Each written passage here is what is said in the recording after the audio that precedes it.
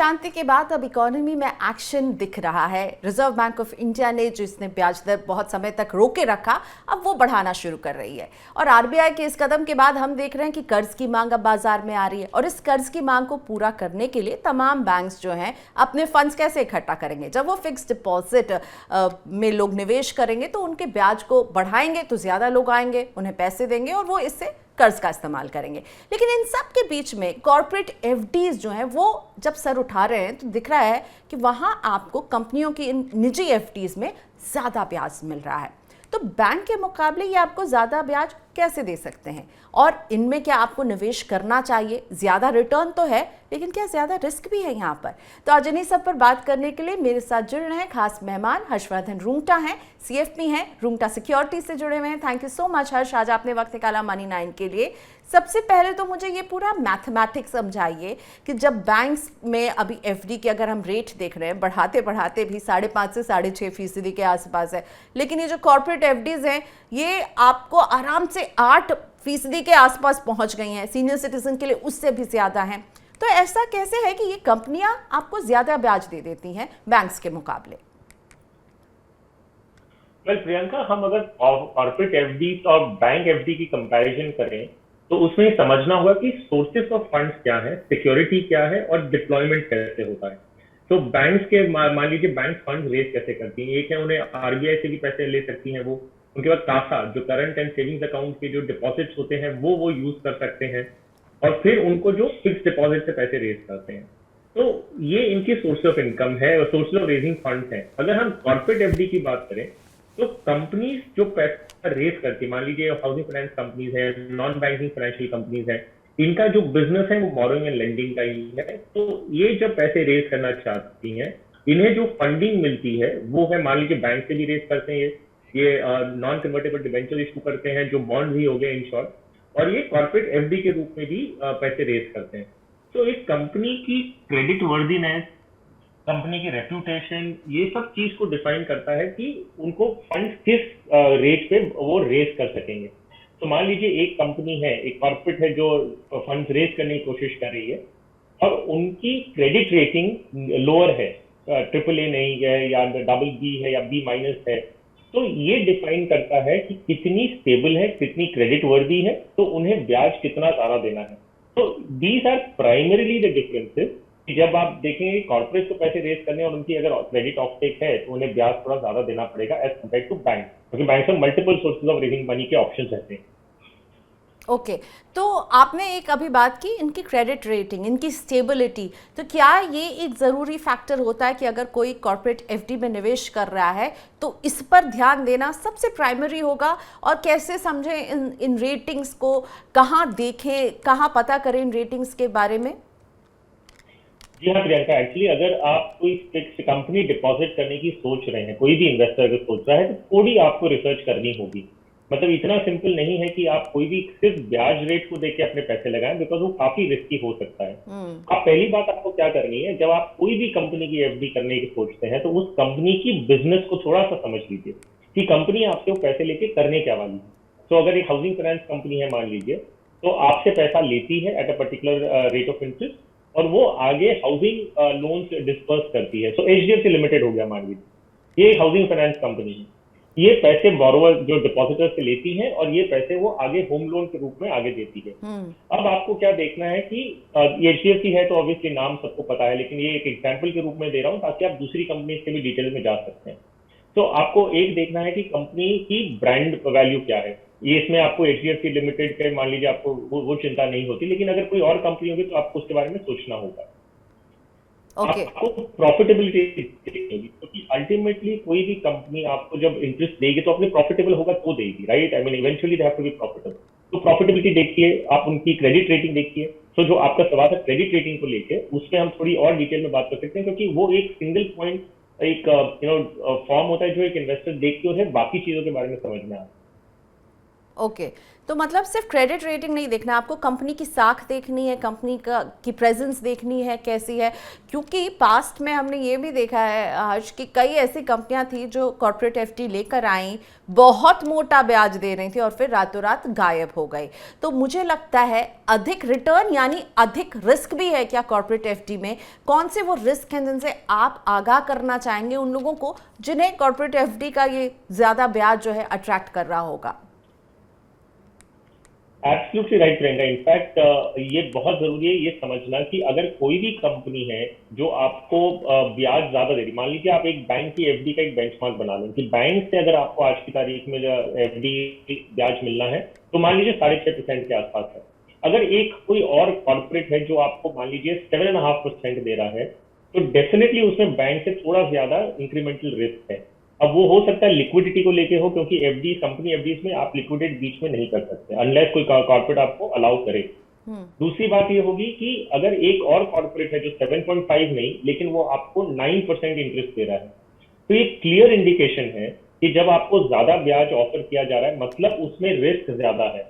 अब इस रिस्क को आप इवेल्युएट कैसे करेंगे? एज ए लेमैन डिपॉजिट, आप एक लेमैन इन्वेस्टर है, आपको इतनी फाइनेंशियल बैलेंस शीट में जाने की आपको आपकी कैपेबिलिटी नहीं है, एक्यूमेंट नहीं है आपके पास। तो आप क्या करते हैं, क्रेडिट रेटिंग को आप इवेल्युएट कर लेते हैं। क्रेडिट रेटिंग एजेंसीज होती है, क्रिसिल है, आइकरा है, बहुत सारी कंपनीज है जो क्रेडिट रेटिंग दी। अब इसका मीनिंग क्या होता है? मान लीजिए एक कॉर्पोरेट है, एचडीएफसी लिमिटेड की हम बात करते हैं, वो AAA रेटेड है, वो ए उनकी रेटिंग है। इसका मतलब क्या होता है कि उनमें उनके डिफॉल्ट रिस्क जो है बहुत लो है और उनमें कॉम्पिटेंस है कि जो भी उनकी फाइनेंशियल कमिटमेंट है वो फुलफिल कर सकते हैं। उनका ब्याज मान लीजिए 7-7.5% आसपास, एक उदाहरण दे रहा हूं, मान लीजिए 7-7.5% है। इसके सामने एक दूसरा कॉर्पोरेट है जो आपको 9% ब्याज दे रहा है, तो डेफिनेटली उसकी क्रेडिट रेटिंग लोअर होने वाली है। हो सकता है कि वो B- या B+ भी हो या BB हो। तो जब क्रेडिट रेटिंग लोअर होती रहती है, इसका मतलब ये होता है कि उसमें जो श्योरिटी, जो सिक्योरिटी है, वो भी थोड़ा थोड़ा कम होते जा रहा है। तो मान लीजिए कोई BB रेटेड है, तो उसकी ऑब्वियसली जो रिस्क है वो ज्यादा है एज कम्पेयर टू AAA। तो जो लोअर रेटिंग वाला है उसे ब्याज भी ज्यादा देना होगा। तो सिंपल पॉइंट में है कि आप क्रेडिट रेटिंग AAA है सबसे बेस्ट है, AA उससे 1 नॉच लोअर है, और जितनी ऐसे लोअर आती रहेगी आपका ब्याज बढ़ते रहेगा और उतना ही रिस्क आपका इंक्रीमेंटली बढ़ते जा रहा है। तो सिर्फ ब्याज को नहीं देखना, आपको कंपनी की क्रेडिट रेटिंग देखनी है और किस बिजनेस में है वो देखना है। हाउसिंग फाइनेंस एसेंशियली एक सेफ बिजनेस माना जाता है, डिफॉल्ट रिस्क सबसे कम होता है एज कम्पेयर टू कोई ट्रांसपोर्ट फाइनेंस है, तो वो बेसिकली एक यूज्ड कमर्शियल व्हीकल्स को लोन दे रहा है, तो उसमें डिफॉल्ट रिस्क हो सकता है ज्यादा। तो you have to just compare this basic stuff. और हर्ष, अगर इनमें डिफॉल्ट होता है तो सारा पैसा जो है एक इन्वेस्टर का डूब सकता है, भगवान ना करे ऐसा हो, लेकिन डूब सकता है, क्योंकि बैंक में तो आपको एक इंश्योरेंस मिलता है कि 5 लाख तक की राशि आपको वापस करेगा बैंक, अगर बैंक डूब जाता है। हमने इतने सारे कॉर्पोरेटिव बैंक्स के भी किस्से देखे, हमारे आसपास हो ही रहे हैं, आए दिन हम सुन रहे हैं। तो अगर एक कॉर्पोरेट एफडी में अगर वो कंपनी डिफॉल्ट कर जाएगी तो मेरा सारा पैसा डूब जाएगा?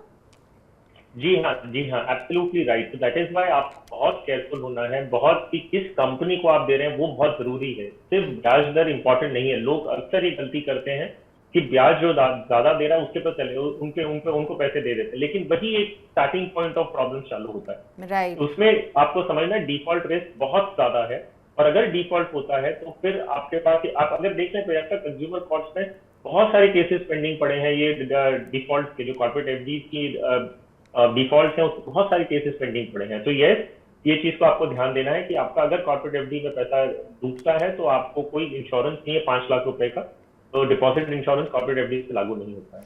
और एक और बात जो कि हमें एफडी में मिलती है, उस पर जो ब्याज हमें मिलता है बैंक से, 10,000 तक के ब्याज पर कोई टैक्स हमें नहीं देना होता है। लेकिन अगर हम टैक्स सेवर एफडीज भी होते हैं जो हमारे टैक्स को बचाते हैं, लेकिन कॉर्पोरेट एफडी में टैक्स का इस तरह का कोई लाभ नहीं मिलता है, राइट? जी हाँ प्रियंका, तो इनफैक्ट आपको खाली ये एफडी पे या इंटरेस्ट जो है वो सेक्शन बता दूं, तो section 80 TTA, A for Apple, जो सेक्शन 80 TTA जो सेक्शन है वो सिर्फ 10,000 रुपए की जो बेनिफिट देता है वो देता है आपके सेविंग्स बैंक अकाउंट का जो ब्याज है सिर्फ उस पे, एफडी पे वो क्वालिफाई नहीं होता है। This is for all people below the age of 60, जो सीनियर सिटीजन नहीं है, उनका जो 10,000 रुपए तक का ब्याज अक्यूमुलेट होता है सेविंग्स बैंक अकाउंट में, वो आपका एग्जेम्प्टेड है अप टू 10,000 रुपीज। जो 80 TTB सेक्शन है, ये सीनियर सिटीजन को लागू होता है, एंड सीनियर सिटीजन के लिए ये लिमिट 50,000 रुपए की है, और इसमें आपका फिक्स डिपॉजिट भी इंक्लूडेड है, आपकी सेविंग्स बैंक अकाउंट का इंटरेस्ट भी एडेड है, और पोस्ट ऑफिस डिपॉजिट, आपके कोऑपरेटिव बैंक के जो डिपॉजिट, कोऑपरेटिव सोसाइटी के डिपॉजिट है, वो सारा ब्याज मिला के 50,000 रुपीज तक एग्जेम्प्टेड रहता है for senior citizen above the age of 60, और उसका सेक्शन अलग है 80 TTB, नॉट ए। तो ये डिफरेंस है। हालांकि ये दोनों लागू नहीं होता कॉर्पोरेट एफडीज पे। तो जो आपका सवाल था कि क्या कॉर्पोरेट एफडीज पे कोई भी एग्जेम्पशन है, जी ओके, कोई एग्जाम्पशन नहीं है, लेकिन हाँ 10,000 तक की छूट जो मैंने अभी कही थी वो केवल आपको सेविंग बैंक अकाउंट में जो पैसा है उस पर जो ब्याज मिलेगा उस पर मिलेगा। सीनियर सिटीजन्स को एफडी के ब्याज पर जो छूट मिलती है वो मिलेगी 80 TTB के तहत, और कॉर्पोरेट एफडीज पे शामिल नहीं है।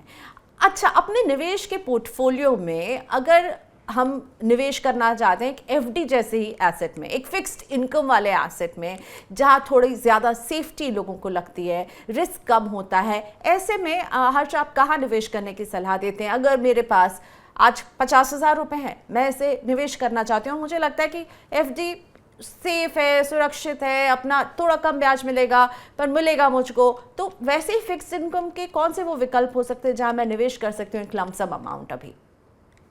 तो देखिए, अगर सेफ्टी आपका प्राइमरी रिक्वायरमेंट है तो आपको डेफिनेटली पोस्ट ऑफिस के जो डिपॉजिट है, जो डिपार्टमेंट ऑफ स्मॉल सेविंग्स के जो डिपॉजिट हैं, उनमें आपको पहला रुख करना चाहिए। वहां पे आपको पोस्ट ऑफ MIS जो है उस पर 6.7% है।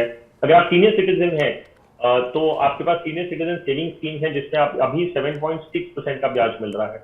तो ये एब्सोल्युटली सेफ इन्वेस्टमेंट है, और ये जो ब्याज दरें हैं वो 7 के आसपास हैं। तो ये एक बहुत अच्छा विकल्प है। बैंक सेकंड आ जाती है कि भैया बैंक फिक्स डिपॉजिट करते हैं तो उसमें आपको 6.5% के आसपास के ब्याज अभी आज की तारीख में मिल जाएगा, 6.5। फिर आते हैं कॉर्पोरेट एफडी, जो मैं हैराकी बता रहा हूँ, और उसमें भी आप अगर AAA रेटेड कंपनी देखते हैं, तो HDFC लिमिटेड हो गया, LIC हाउसिंग फाइनेंस है, बजाज फाइनेंस है, तो लुक एट कंपनीज जैसी क्रेडिट जानी मानी कंपनियां। Yes, absolutely. ओके, सो आप पहले कह रहे हैं स्मॉल सेविंग स्कीम या पोस्ट ऑफिस स्कीम्स, और फिर कॉर्पोरेट एफडी आता है। जी हाँ, in the safety हेराकी, the हेराकी of safety अगर आप बोले सिक्योरिटी कहाँ पे सबसे ज्यादा है। ओके, तो फिक्स इनकम के लिए इन एवेन्यूज को आप सिलेक्ट करेंगे। बैंक एफडी के मुकाबले क्या कॉर्पोरेट एफडी बेहतर आपको लगते हैं? ओनली इफ, अगर सिर्फ एक ही एक कारण से, अगर आप एक बहुत ही अच्छी रेप्यूटेड कंपनी में जा रहे हैं तो ही वो बैंक एफडी से कंपेयर कर सकते हैं आप। अगर आप एनीथिंग अदर देन AAA में देख रहे हैं तो शायद नहीं। आई मीन बैंक के कंपैरिजन में खाली AAA रेटेड कंपनीज ही अगर कंपैरिजन पॉइंट से देखो तो आ सकती है, लेकिन आपको ध्यान रखना है, जैसे हमने पहले बात की थी, उसमें डिफॉल्ट अगर कोई कारण से होता है तो बैंक एफडी में जहां 5 लाख रुपए का इंश्योरेंस है वो आपको कॉर्पोरेट एफडी में नहीं है, चाहे कोई भी AAA रेटेड हो या कोई भी कंपनी हो। दूसरा, लिक्विडिटी का भी एक ध्यान रखना होगा एक निवेशक को, क्योंकि कॉर्पोरेट एफडी में आप ऐसे टेन्योर के पहले टेक्निकली निकाल नहीं सकते। जो बैंक में आपको पेनल्टी देके आप निकाल तो सकते हैं अगर आप चाहें तो, प्री मैच्योर फिक्स डिपॉजिट आप रिडीम कर सकते हैं, जो कॉर्पोरेट एफडी में परमिशेबल नहीं। ठीक है, तो यहाँ पर आपका पैसा जो है वो लिक्विडिटी रिस्क भी हमें दिख रहा है, डिफ़ॉल्ट रिस्क भी हमें यहाँ पर दिख रहा है, और केवल आपको अगर इंटरेस्ट ज़्यादा दिख रहा है तो ज़रूरी नहीं कि यही इंटरेस्ट आपको मिलता रहेगा। अगर कंपनी नहीं रहेगी तो आप दिक्कत में पड़ सकते हैं। तो हमारे पास कुछ सवाल भी हैं हर्ष, जो हमारे दर्शकों ने भेजा है, आपके सामने रखते हैं। कॉर्पोरेट एफडी से ही जुड़ा हुआ सवाल है।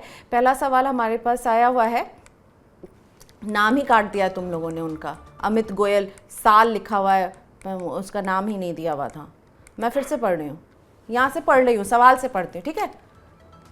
हाँ, पहला सवाल अमित गोयल का रखते हैं आपके सामने। अमित पूछ रहे हैं कि मैं कॉर्पोरेट एफडी में निवेश की प्लानिंग कर रहा हूँ, मेरे दोस्त ने मुझे रेटिंग पर ध्यान देने की सलाह दी है, और इस निवेश में रेटिंग का क्या महत्व होता है। तो इनफैक्ट अमित, अगर आप हमारी इस बातचीत को थोड़ा सा रिवाइंड करेंगे तो आपको पता चल जाएगा, और मुझे लगता है आपके दोस्त आपको बहुत अच्छी सलाह दे रहे हैं। लेकिन मैं चाहूँगी हमारे एक्सपर्ट भी आपको एक ओपिनियन ज़रूर दें इस पर। Harsh, he is on the right track, इन्हें रेटिंग देखना है, और रेटिंग का इंपॉर्टेंस एक बार आप फिर से अमित के लिए दोहरा दें।